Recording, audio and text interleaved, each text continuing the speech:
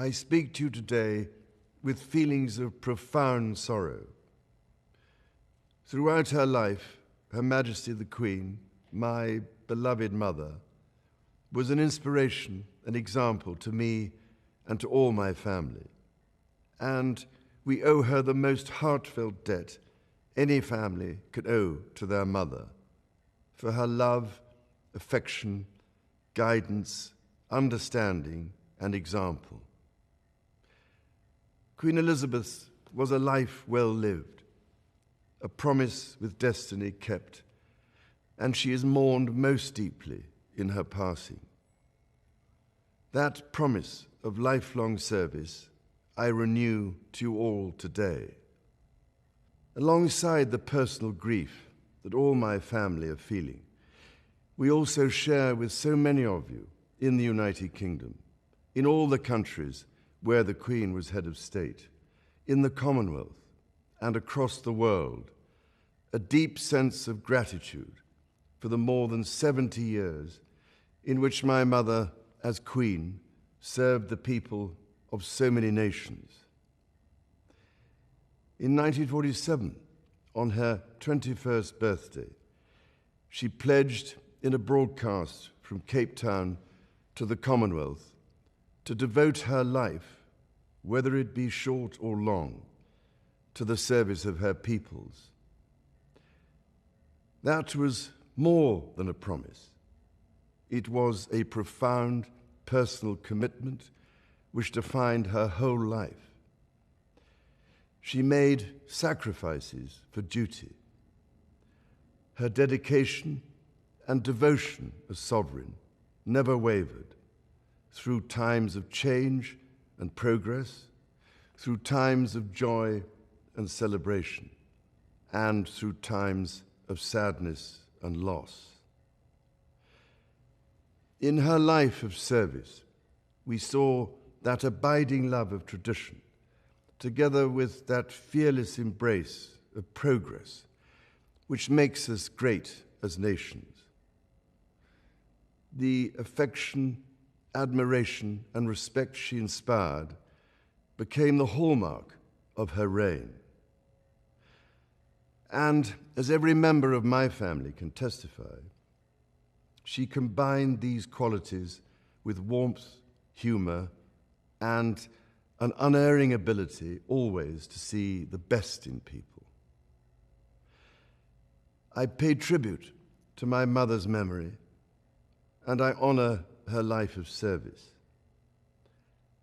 I know that her death brings great sadness to so many of you, and I share that sense of loss beyond measure with you all.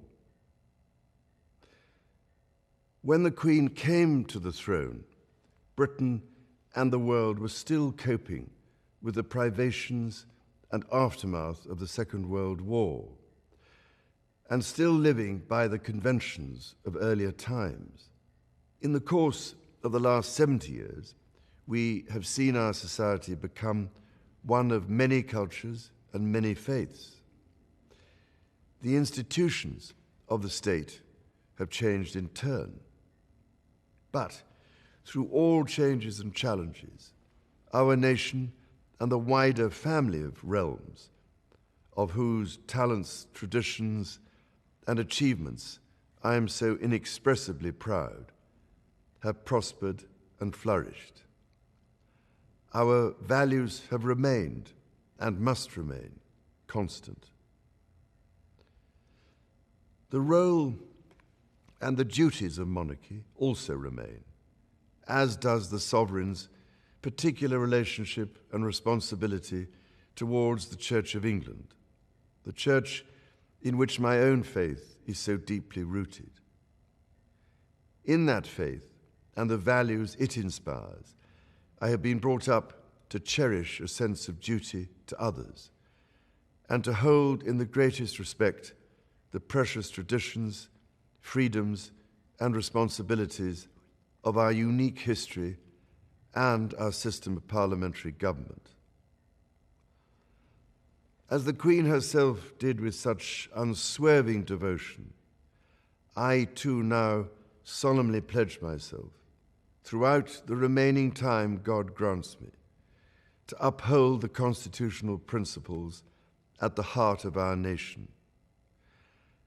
And wherever you may live in the United Kingdom, or in the realms and territories across the world, and whatever may be your background or beliefs, I shall endeavor to serve you with loyalty, respect, and love, as I have throughout my life.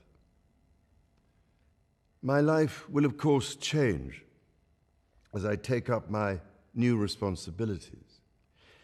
It will no longer be possible for me to give so much of my time and energies to the charities and issues for which I care so deeply. But I know this important work will go on in the trusted hands of others. This is also a time of change for my family. I count on the loving help of my darling wife, Camilla. In recognition of her own loyal public service since our marriage 17 years ago, she becomes my Queen Consort. I know she will bring to the demands of her new role the steadfast devotion to duty on which I have come to rely so much. As my heir, William now assumes the Scottish titles which have meant so much to me. He succeeds me as Duke of Cornwall and takes on the responsibilities for the Duchy of Cornwall, which I have undertaken for more than 5 decades.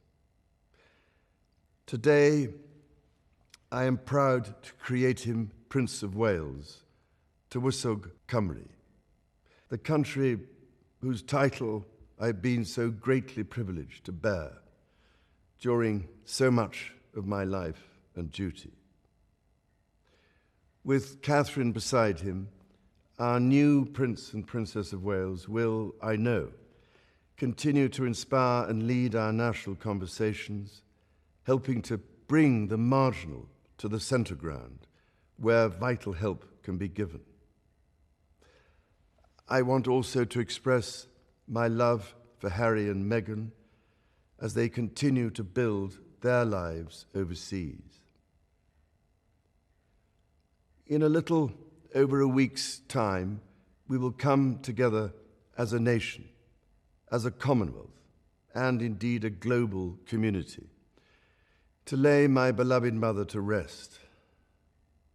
In our sorrow, let us remember and draw strength from the light of her example.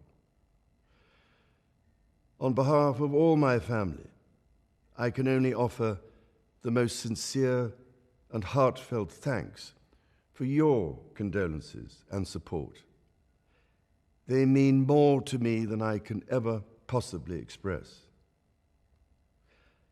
And to my darling Mama, as you begin your last great journey to join my dear late Papa, I want simply to say this: thank you.